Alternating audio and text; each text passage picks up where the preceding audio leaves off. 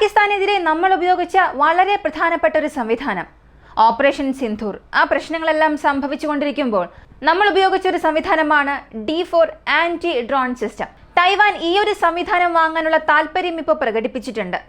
China ഞങ്ങളിൽ എപ്പോൾ വേണമെങ്കിലും ആക്രമണം നടത്താം, എപ്പോഴാണ് ഞങ്ങൾക്കിടയിൽ പ്രശ്നങ്ങൾ അധികമാകുന്നത് എന്ന് ഊഹിച്ചെടുക്കാൻ പോലും സാധിക്കുന്നില്ല. അതിനാൽ നിങ്ങളുടെ സംവിധാനം വാങ്ങാൻ ഞങ്ങൾ തയ്യാറാണ്, അതിൻ്റെ ടെക്നിക്കൽ ഡീറ്റെയിൽസ് എനിക്ക് നൽകണം എന്നുള്ള ഒരു അഭ്യർത്ഥന നടത്തി. ഇതൊരു നല്ല വാർത്തയാണെങ്കിൽ കൂടെ തന്നെ മറ്റൊരു നെഗറ്റീവായ വാർത്തയും നമ്മൾ കേൾക്കേണ്ടതുണ്ട്. J-35 വിമാനം, ചൈനയുടെ ഒരു സ്റ്റെൽത്ത് വിമാനം, അടുത്ത 6 മാസത്തിനുള്ളിൽ പാകിസ്ഥാൻ വ്യോമസേനയിൽ ഇൻഡക്ട് ചെയ്യാം എന്നൊരു വാർത്ത പുറത്തു വന്നിട്ടുണ്ട്. ഇത് നമുക്കൊരു മുന്നറിയിപ്പോടുകൂടിയുള്ള വാർത്തയാണ്. ഇവയെക്കുറിച്ചെല്ലാം ഈ ഒരു വീഡിയോയിലൂടെ വിശദമായി അറിയാം.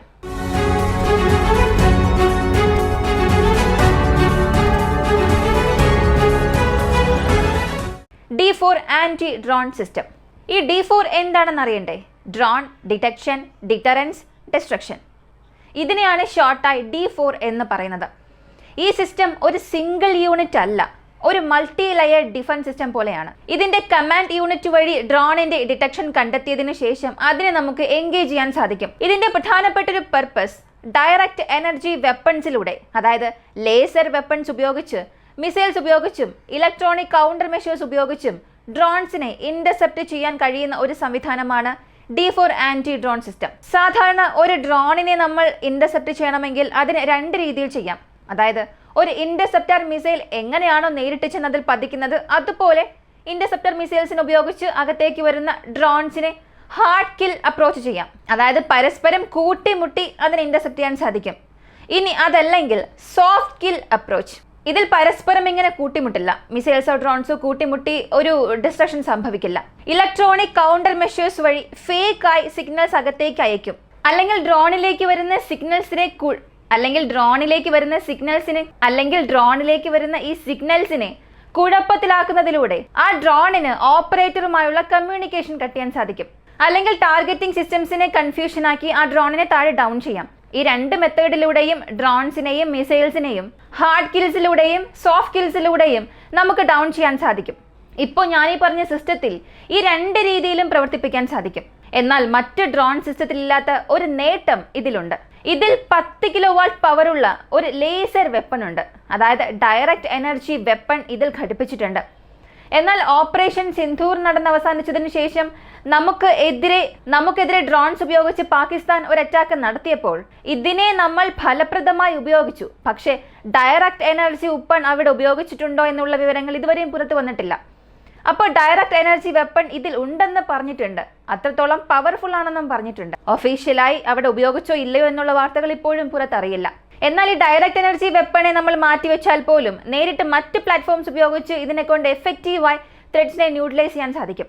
വളരെ വില കുറവുള്ള ഡ്രോൺസിനെ ഇത് ഐഡന്റിഫൈ ചെയ്തതിനു ശേഷം അതിനെ ഇതിലുള്ള സാധാരണ ആന്റി ഡ്രോൺ ഗണ്ണിലൂടെ തന്നെ ഡൗൺ ചെയ്യാൻ സാധിക്കും. അതല്ലെങ്കിൽ ഇപ്പോൾ ഈ തുർക്കിയുടെ ബൈറക്താർ ഡ്രോൺസ് പോലുള്ളവ വരികയാണെങ്കിൽ അതിനെ നമ്മൾ ഇന്റർസെപ്റ്റേഴ്സ് ഉപയോഗിച്ച് ഇന്റർസെപ്റ്റ് ചെയ്യാൻ സാധിക്കും.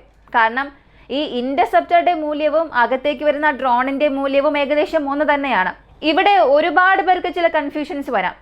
സാധാരണ പാട്രിയോട്ടിന്റെ ഇന്റർസെപ്റ്ററുകളാണ് മില്യൺ മതിപ്പോളം വരുന്നത്. പക്ഷേ ഇവിടെ ഉപയോഗിക്കുന്ന മീഡിയം റേഞ്ച് ഇന്റർസെപ്റ്റർ, ഉദാഹരണത്തിന് ഈ ആകാശമൊക്കെ എടുക്കുകയാണെങ്കിൽ പാട്രിയോട്ടിന്റെ റേറ്റിനേക്കാൾ ഇതിന്റെ വില പല മടങ്ങ് കുറവാണ്. രാജ്യാന്തര റേഡാറും ഈ ഒരു സിസ്റ്റത്തെയും നമുക്കൊണ്ട് ഒരുമിച്ച് മെർജ് ചെയ്ത് ഉപയോഗിക്കാൻ സാധിക്കും. അപ്പോൾ ആകാശ് ഡിഫൻസ് സിസ്റ്റത്തിന്റെ രാജ്യാന്തര റേഡാർ പിക്ക് ചെയ്യുന്ന ഒരു ടാർഗറ്റിനെ, അകത്തേക്ക് വരുന്ന ആ ടാർഗറ്റ് അത് എന്താണെന്ന് കണ്ടുപിടിച്ച് ഇലക്ട്രോണിക് ജാമിംഗ് സിസ്റ്റം വഴി ഈ ഒരു D4 സിസ്റ്റം ഉപയോഗിച്ച് അതിനെ ഡൗൺ ചെയ്യാൻ സാധിക്കും. ഇനി അതല്ലെങ്കിൽ നമ്മുടെ പക്കൽ മറ്റ് പോയിന്റ് ഡിഫൻസ് സിസ്റ്റം ഉണ്ട്. ആ പോയിന്റ് ഡിഫൻസ് സിസ്റ്റം വഴിയും ഇതേ കോൺസെപ്റ്റ് ഉപയോഗിച്ച് തന്നെ ഇന്റർസെപ്റ്റർ മിസൈൽസ് ഉപയോഗിച്ചും നമ്മെ കൊണ്ട് അകത്തേക്ക് വരുന്ന ഡ്രോൺസിനെ വെടിവെച്ച് വീഴ്ത്താൻ സാധിക്കും. അപ്പോൾ മൾട്ടി ലെയർഡ് എയർ ഡിഫൻസ് സിസ്റ്റത്തിൽ ആന്റി ഡ്രോൺ ഫംഗ്ഷന് വേണ്ടി നിർമ്മിച്ചിട്ടുള്ള ഇന്ത്യയുടെ വളരെ ടോപ്പ് മാച്ച് സിസ്റ്റം ഇതാണ്. ഇത് ഓപ്പറേഷൻ സിന്ധൂരിൽ നമ്മുടെ പഞ്ചാബ് പ്രൊവിൻസിൽ ഉപയോഗിച്ചു. 68 ഡ്രോൺസിനെ വെറും 4.5 മിനിറ്റിൽ നമ്മൾ ഡൗൺ ചെയ്യുകയും റെക്കോർഡ് തന്നെ സൃഷ്ടിച്ചിട്ടുമുണ്ട്. ഇതുവരെയും ബാറ്റിലിൽ ഇൻഡിവിജ്വൽ സിസ്റ്റത്തെ കൊണ്ട് ഇത്രത്തോളം ഷോർട്ടസ്റ്റ് ടൈം ഫ്രെയിമിൽ ഏതൊരു സ്ഥലങ്ങളിലും ഇത്രത്തോളം എഫക്റ്റീവായി പ്രവർത്തിച്ച ഒരു റെക്കോർഡ്സ് ഒന്നും തന്നെ ഇല്ല. അങ്ങനെ ഒരു ചരിത്രമാണ് ഏഷ്യൻ കോണ്ടിനെന്റിൽ ഈ ഒരു സിസ്റ്റം സൃഷ്ടിച്ചത്. ഇപ്പൊ തൈവാനെ സംബന്ധിച്ചിടത്തോളം അവർക്ക് വലിയൊരു ഭീഷണി ചൈനയാണ്. ചൈന ടെക്നോളജിക്കലി തൈവാനേക്കാളും ഒരുപാട് വെപ്പൺ സിസ്റ്റം വെച്ചിട്ടുണ്ട്. എന്നാൽ ഇവിടെ തൈവാന് അമേരിക്കയുടെ ബാക്കപ്പ് ഉണ്ട്. പക്ഷേ വാർഫെയർ ഇപ്പോൾ മാറിക്കൊണ്ടിരിക്കുകയാണല്ലോ. ഈ അർമേനിയ അസർബൈജാൻ യുദ്ധത്തിനൊക്കെ മുൻപ് നോക്കിയാൽ ഈ ഡ്രോൺസിനെ കുറിച്ച് അധികം ആർക്കും ഒരു ഐഡിയ ഉണ്ടായിരുന്നില്ല. ഈ ഡ്രോൺസ് ഉപയോഗിച്ച് ഇത്രയധികം ചെയ്യാൻ കഴിയുമോ എന്ന ഒരു ആശയം പോലും ആർക്കും ഇല്ലായിരുന്നു. എന്നാൽ അർമേനിയ അസർബൈജാൻ യുദ്ധത്തിൽ ചെറിയൊരു തീപ്പൊരി വീണു. എന്നാൽ പിന്നീട് അത് റഷ്യ ഉക്രൈൻ യുദ്ധത്തിൽ വലിയൊരു കാട്ടുതീ പോലെ പടർന്നു. ദശലക്ഷക്കണക്കിന് മൂല്യം വരുന്ന ബോംബറിനെ പോലും $4000-5000 മാത്രം വിലയുള്ള FPV ഡ്രോൺസ് ഉപയോഗിച്ച് ന്യൂട്രലൈസ് ചെയ്യാൻ സാധിക്കും. അപ്പോൾ ഇവിടെ തൈവാനെ കൗണ്ടർ ചെയ്യണമെങ്കിൽ ചൈന അവരുടെ മീഡിയം റേഞ്ച് ബാലിസ്റ്റിക് മിസൈൽസ് അല്ലെങ്കിൽ ക്രൂയിസ് മിസൈൽസ് ഉപയോഗിക്കുന്നതിനേക്കാളും അവരുടെ ഡ്രോൺസ് ആയിരിക്കും ഉപയോഗിക്കുക. അതിനാണ് സാധ്യത. ഡ്രോൺ സാങ്കേതിക വിദ്യയിൽ ഇപ്പോഴത്തേക്ക് നമ്പർ 1 സ്ഥാനത്തുള്ളത് ചൈനയാണ്. ഇത് ടെക്നോളജി വൈസ് അല്ല പറയുന്നത്. കുറഞ്ഞ വിലയിൽ, വളരെ കുറഞ്ഞ വിലയിൽ കൂടുതൽ എണ്ണം ഡ്രോൺസ് നിർമ്മിക്കുന്നതിൽ ചൈനയാണ് ആദ്യ സ്ഥാനം നേടിയിരിക്കുന്നത്. ഇപ്പോഴൊക്കെ ഒരുപാട് ഫംഗ്ഷൻ, റിസപ്ഷൻ, മാരേജ് ഒക്കെ നോക്കിയാൽ തന്നെ നിങ്ങൾക്ക് മനസ്സിലാക്കാൻ സാധിക്കും. ചെറിയ ചെറിയ ഡ്രോൺസ്, 100 കണക്കിന് ഡ്രോൺസ് ഉപയോഗിച്ച് ഡ്രോൺ ഷോസ് നടത്തും. ഇത് സാധാരണ സിവിലിയൻ പർപ്പസിന് വേണ്ടി മാത്രമല്ല ഉപയോഗിക്കുന്നത്. ഈ ഓരോ ഡ്രോണിലും 10-20 ഗ്രാം ഭാരമുള്ള വാർഹെഡ് അറ്റാച്ച് ചെയ്താൽ പോലും ബാറ്റിൽ സിനാരിയോയിൽ അതൊരു വലിയ വിജയമായി തന്നെ മാറും. സ്വാം ഡ്രോൺസിനെ അകത്തേക്ക് അയച്ച് ഇൻസ്റ്റാളേഷൻസിനെതിരേക്ക് ഒരു അറ്റാക്ക് നടത്തുകയാണെങ്കിൽ അവയെല്ലാം നമുക്കൊരു വാരിയേഴ്സാക്കി മാറ്റാൻ സാധിക്കും. അപ്പോൾ ചൈനയുടെ പക്കൽ ഇത്രയേറെ ആയുധങ്ങൾ ഉള്ളതിനേക്കാൾ ലക്ഷക്കണക്കിന് ഡ്രോൺ ഉള്ളതാണ് തായ്വാന് വലിയൊരു ഭീഷണിയായി മാറിയിരിക്കുന്നത്. അതിനെ കൗണ്ടർ ചെയ്യുന്നതിന് അമേരിക്കയുടെ സിസ്റ്റം മാത്രം അവർക്ക് മതിയാകില്ല. അമേരിക്കയുടെ പക്കൽ എത്ര തന്നെ ആൻറ്റി ഡ്രോൺ സിസ്റ്റംസ് ഉണ്ടെങ്കിലും അടുത്തിടെ ഹൂത്തികൾക്കെതിരെ ഒരുപാട് സ്ഥലങ്ങളിൽ അവർ പരാജയപ്പെട്ടിരുന്നു. അപ്പോൾ ഇപ്പോഴത്തേക്ക് ലോകത്തിൽ നോക്കിയാൽ ബാറ്റിൽ പ്രൂവൺ ആയിട്ടുള്ളത് നമ്മുടെ D4 സിസ്റ്റമാണ്. വൺ ഓഫ് ദ ബെസ്റ്റ് സിസ്റ്റമായി മാറിക്കൊണ്ടിരിക്കുകയാണ്. അത് വാങ്ങാനുള്ള ഒരു താല്പര്യവും തൈവാൻ ഇപ്പോൾ കാണിച്ചിട്ടുണ്ട്. അപ്പോൾ ഇത് നമുക്കൊരു നല്ലൊരു നേട്ടമാണ്. ഇതിലെ പോരായ്മ, തായ്വാനുമായി നമ്മളൊരു കരാർ ഉണ്ടാക്കുകയാണെങ്കിൽ ചൈനയുടെ ദേഷ്യം നമ്മൾ കാണേണ്ടി വരും, അവരുടെ സമ്മർദ്ദം ഉണ്ടാകും.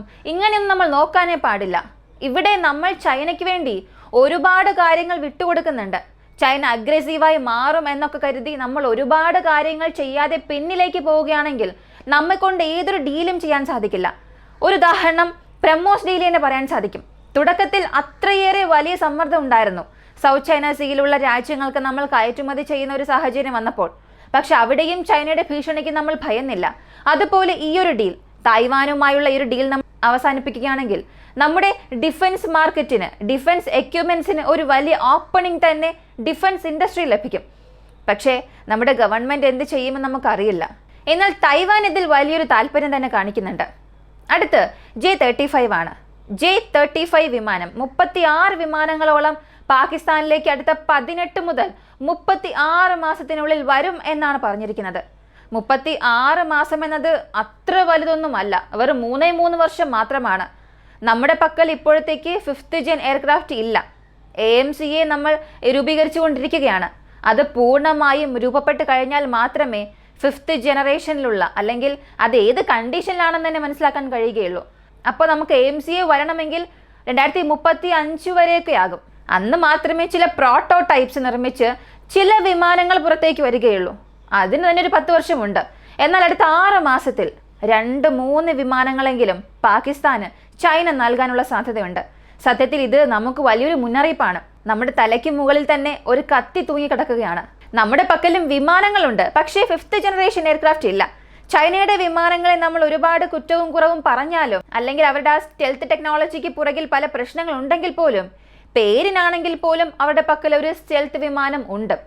ഇത് സൈക്കോളജിക്കലായി ഒരു വലിയ ഇമ്പാക്റ്റ് തന്നെ സൃഷ്ടിക്കും.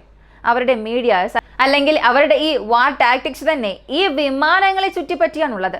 Suppression of enemy air defence system എന്നൊരു കോൺസെപ്റ്റ് ഉണ്ട്. നാളെ അവരെ കൊണ്ട് 5th ജനറേഷൻ എയർക്രാഫ്റ്റ് ഉപയോഗിച്ച് നമ്മുടെ എയർ ഡിഫൻസ് സിസ്റ്റത്തെ നശിപ്പിക്കാൻ കഴിയുമെന്നൊരു ഗ്യാരണ്ടി നൽകാൻ കഴിയില്ല. എന്നാൽ അതിൻ്റെ പ്രൊപ്പഗണ്ട, പ്രചരണങ്ങളെല്ലാം അവർ നടത്തും. അങ്ങനെയുള്ളപ്പോൾ എന്ത് സംഭവിക്കുമെന്ന് അറിയണ്ടേ? ഈ സൈക്കോളജിക്കൽ വാർഫെയർ ഒരു വലിയ പ്രശ്നം തന്നെ സൃഷ്ടിക്കും.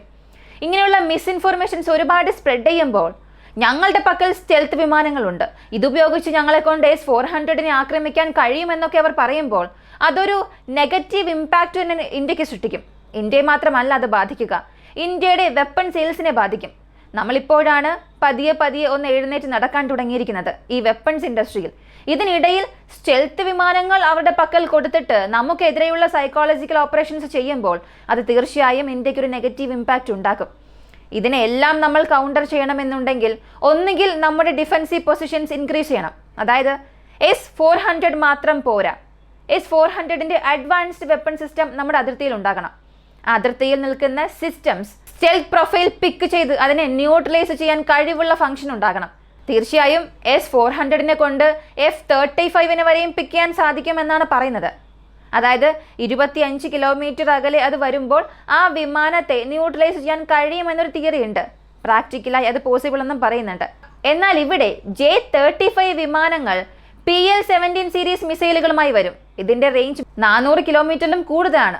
അങ്ങനെ നോക്കുകയാണെങ്കിൽ ഈ J-35 വിമാനം F-35നേക്കാളും സ്റ്റെൽത്ത് പ്രൊഫൈൽ കുറവാണ് എന്ന് പറഞ്ഞാൽ പോലും 100-150 കിലോമീറ്റർ അവർ പിന്നിലാണെങ്കിൽ പോലും നമുക്കവരെ ന്യൂട്രലൈസ് ചെയ്യാൻ സാധിക്കില്ല. അപ്പോൾ ഇവിടെ ഫസ്റ്റ് സ്ട്രൈക്ക് കപ്പാസിറ്റി പാകിസ്ഥാന് തീർച്ചയായും ഇംപ്രൂവ് ചെയ്യും. പാകിസ്ഥാനെ ഈ വിഷയത്തിൽ നമുക്ക് ഒരിക്കലും താഴ്ത്തിക്കെട്ടാനേ കഴിയില്ല. കാരണം അവരുടെ പക്കൽ അതിൻ്റെ പ്ലാറ്റ്ഫോം ഇപ്പോൾ അവൈലബിളായി വരാൻ പോവുകയാണ്. ഇങ്ങനെ അവരുടെ പക്കൽ അവൈലബിളായി വന്നാൽ അതിനെ കൗണ്ടർ ചെയ്യാൻ നമ്മൾ എന്ത് ചെയ്യണം എന്നുള്ളതാണ് നമ്മൾ ഇനി ചിന്തിക്കേണ്ടത്. അപ്പോൾ AMCയെ നമ്മൾ വിശ്വസിക്കാം, പക്ഷേ അതിന് ഒരുപാട് കാലം അധികം എടുക്കും. അങ്ങനെയാണെങ്കിൽ ഇവിടെ നമ്മളൊരു നിർബന്ധത്തിലേക്ക് തള്ളപ്പെടുകയാണ്. ഒന്നുകിൽ MRFA ടെൻഡറിൽ 114 വിമാനങ്ങൾക്കായിട്ടുള്ള ടെൻഡർ ഉണ്ടല്ലോ, അതിൽ ഏതെങ്കിലും ഒരു 5th ജനറേഷൻ എയർക്രാഫ്റ്റ് വാങ്ങാനുള്ള ശ്രമങ്ങൾ എടുക്കണം. ഇനി അതല്ലെങ്കിൽ 5th ജെന്നിനെ കൗണ്ടർ ചെയ്യുന്ന രീതിയിലുള്ള ഏതെങ്കിലും ഒരു ടെക്നോളജി നമ്മൾ വാങ്ങിയേ മതിയാവുകയുള്ളൂ. ഇങ്ങനെ ഒരു നിർബന്ധത്തിലേക്ക് നമ്മൾ തള്ളപ്പെടും. ഇത് തീർച്ചയായും സംഭവിക്കും. പാകിസ്ഥാന് J-35 വിമാനങ്ങൾ വരികയാണെങ്കിൽ. ഇതിൽ നിങ്ങളുടെ അഭിപ്രായം എന്താണ്? 2 കാര്യങ്ങൾ നമ്മൾ സംസാരിച്ചു. ഒന്ന് പോസിറ്റീവും 2 നെഗറ്റീവും. രണ്ടും നമ്മുടെ രാജ്യത്തിന് വളരെ പ്രധാനപ്പെട്ട ഒന്നാണ്. ഇതിനെക്കുറിച്ചുള്ള നിങ്ങളുടെ അഭിപ്രായം കമന്റിൽ പറയുക. കൂടുതൽ അപ്ഡേറ്റ്സിനായി വോയിസ് ഓഫ് വിക്കി എന്ന നമ്മുടെ ചാനൽ സബ്സ്ക്രൈബ് ചെയ്യുക. മറ്റൊരു വീഡിയോയുമായി വീണ്ടും കാണാം.